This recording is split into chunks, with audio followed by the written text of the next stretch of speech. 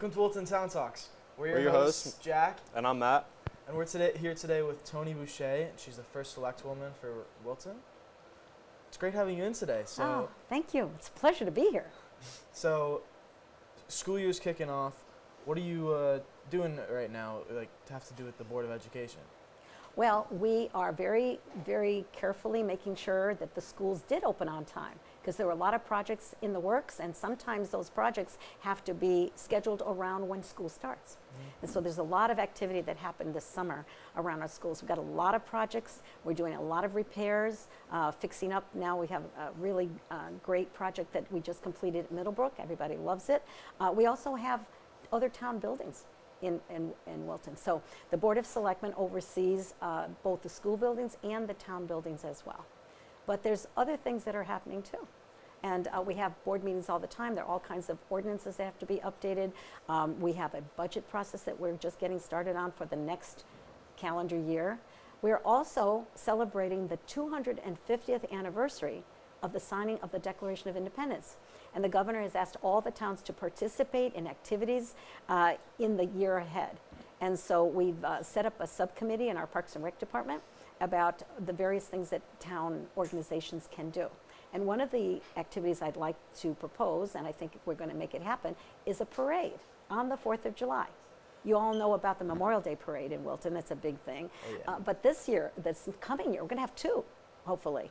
We'll have one on Memorial Day in May and one on the 4th of July itself at 10 in the morning. And then I hope to purchase 250 cupcakes so all the kids can enjoy it after the parade is over. And then, of course, our fabulous, fabulous fireworks. And you know, the town helps to put that on as people pay for tickets for parking and so forth. We try to fund it. So we hope that the next one will be extra, extra special.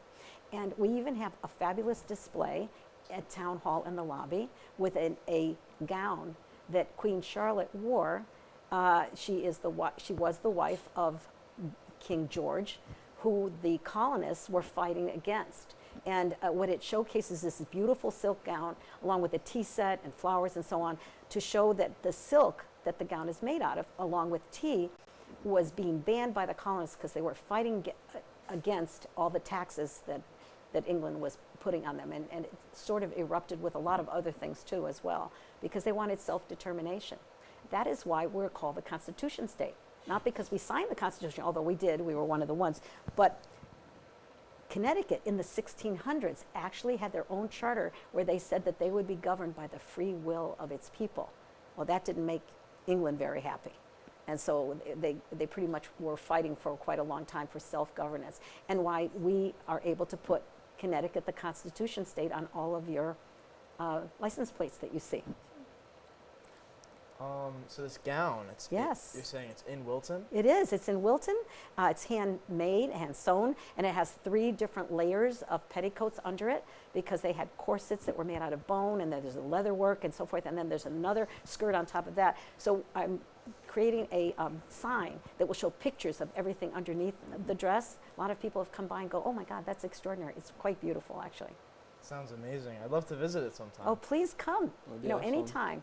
You could, you know where Town Hall is, right there on Route 7. You just walk in the front door, and as you walk in the front door, you'll see it right there to the right. It's right there in front of you. So you have a parade you guys are getting going. Yeah, we want to do that. Is Wilton High School helping you out with that? Well, at we all? hope they will. We would love to have, and you know what? Costumes are absolutely encouraged. You can wear a hat, colonial hat, or a bonnet if you want, or not at all. But certainly we would love to have music. We would love to have any of the high school clubs that want to be a part of it. We would love to have them. Have like a colonial theme and march on the parade. We'll sign up for it. Our parade committee is looking into it right now. So you can sign up for it just online? No, well, just, I would, not yet, but Parks and Rec, Steve Pierce, he's the person to contact because they have a little subcommittee to organize all of this. And Pam Brown with the Wilton Congregational Church, she's in charge of the parade committee. And the Congregational Church, by the way, in this year is celebrating its 350th anniversary. And a little history here.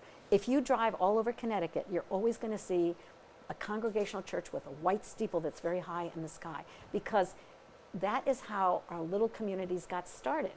They got started because there was a religious group, a Congregationalist, who, by the way, came from Massachusetts, and they came to Hartford. Windsor, Wethersfield, and Hartford were the first 3 settlements. And then from there, they settled in all of our small communities. And they were the town center, so to speak. So it was a very religious community. And they had the first school tax as the first tax because they wanted their congregation to be able to read the Bible.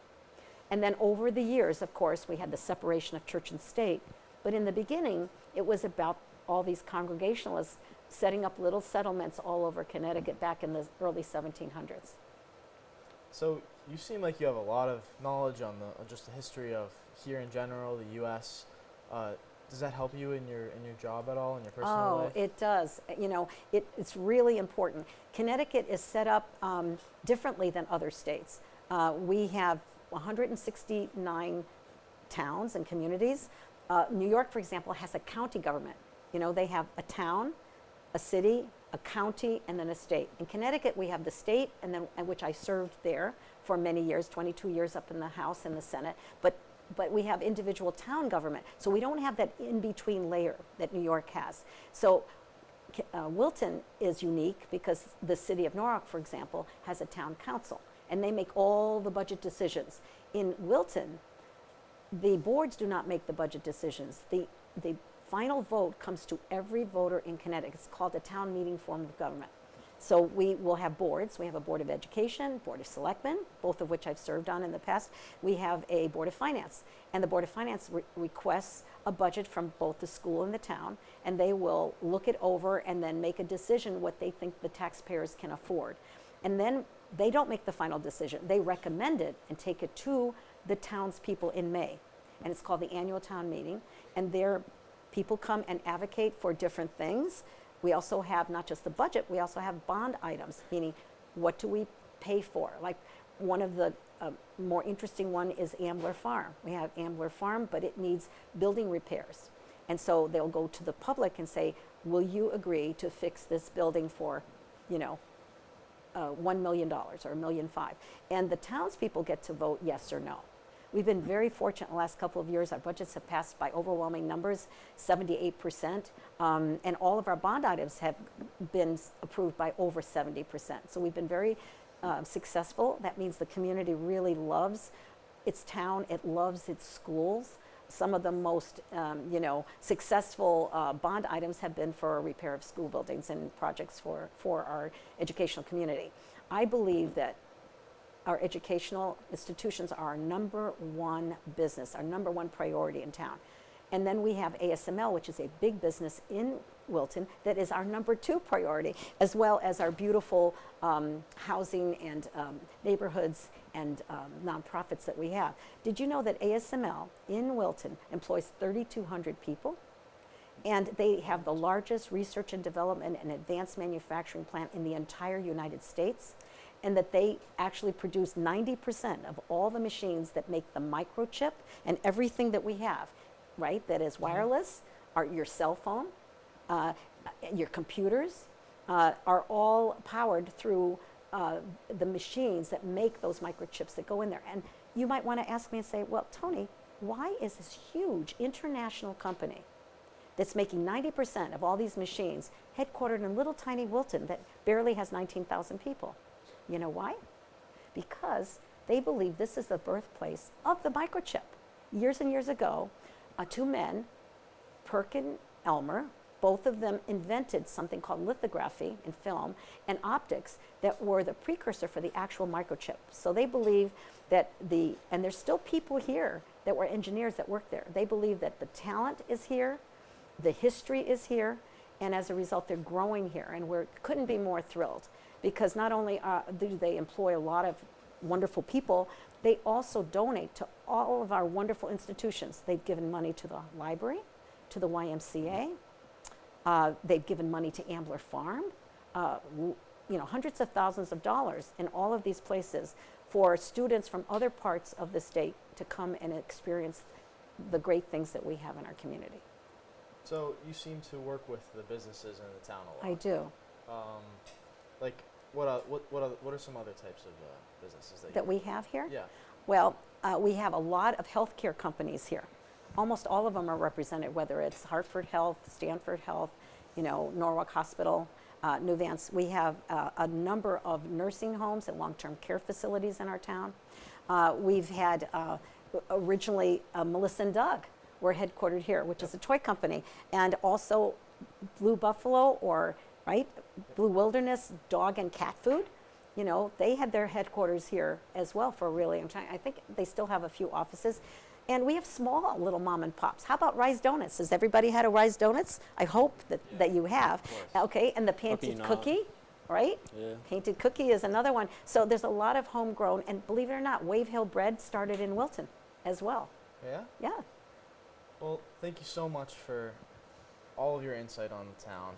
Thank you really for helpful. having It me. was great talking to you, great having you on.